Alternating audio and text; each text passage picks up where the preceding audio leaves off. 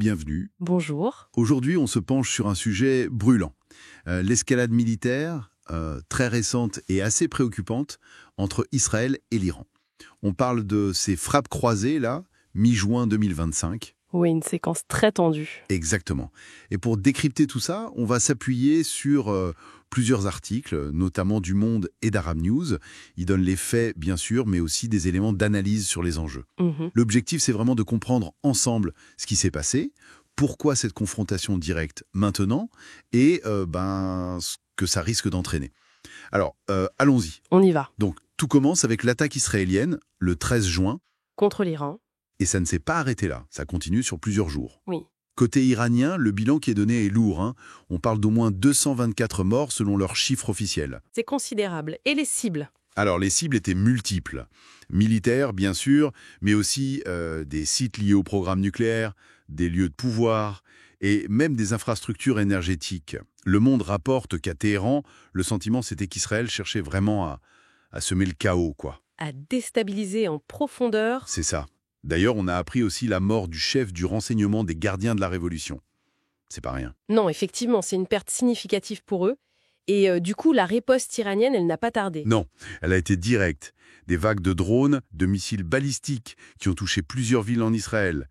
Là aussi, il y a un bilan. 16 morts et près de 500 blessés. Quand même, oui. Et les sources décrivent un climat en Israël qui rappelle les jours juste après le 7 octobre. Cette espèce d'incertitude, de paralysie, c'est un choc pour la population. On imagine. Et c'est là que ça devient peut-être particulièrement intéressant, c'est quand on regarde les capacités militaires. Enfin, surtout celles qui n'ont pas été utilisées. Ah oui, Avant tout ça, on estimait que l'Iran avait quelque chose comme 2000 missiles. Israël dit en avoir neutralisé une partie. Mais ce qui est frappant, c'est que dans sa riposte, l'Iran a utilisé des missiles, disons, de capacité limitée. C'est-à-dire? On parle de charges explosives de 200 à 500 kilos. C'est déjà conséquent, mais Mais pas le maximum de ce qu'ils c'est ont. ça le point clé.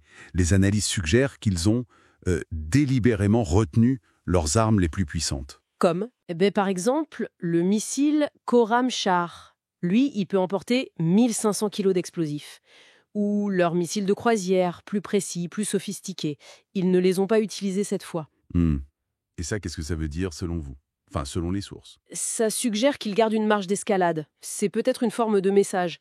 Attention, on peut faire bien pire, mais on choisit de ne pas le faire, pour l'instant. Une sorte de dissuasion graduée, quoi. D'accord. Et côté israélien, les motivations derrière leur attaque initiale, parce que viser autant de cibles, c'est assez large. Oui, alors là, les sources avancent plusieurs hypothèses. Bien sûr, il y a la question nucléaire toujours présente, mais ça irait au-delà. C'est-à-dire, L'idée serait de frapper le commandement militaire iranien, sa capacité même à organiser une riposte future. Certaines analyses parlent carrément d'une opération de décapitation. décapitation, oui, carrément. Oui, viser les plus hauts dirigeants avec peut-être l'espoir, plus ou moins avoué, de provoquer un changement de régime. Dans cette lecture, les frappes sur les sites nucléaires seraient presque une feuille de vigne. Un prétexte. Un prétexte. Waouh. C'est important de préciser que ce sont les interprétations rapportées, bien sûr. Absolument. Ce sont les analyses qu'on trouve dans nos sources. Et le timing aussi est questionné.